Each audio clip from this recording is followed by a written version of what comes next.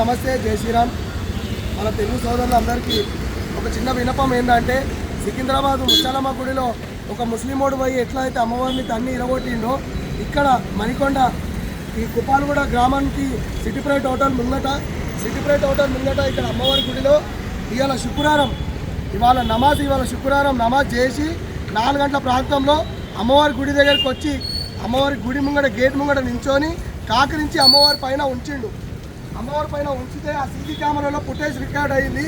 మా వాళ్ళు ఇక్కడ ఇవాళ అన్నదానం చేసి ఆ అన్నం తింటున్నప్పుడు ఆయన పట్టుకోవడం జరిగింది.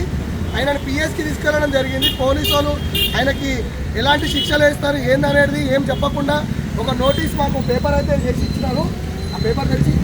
ఆ నోటీస్ పేపర్ అయితే వేసి ఇచ్చినారు.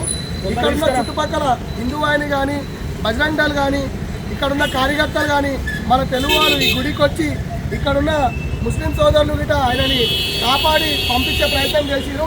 మేము అందరం కలిసి ఆయన మీద కేసులు పెట్టడం జరిగింది.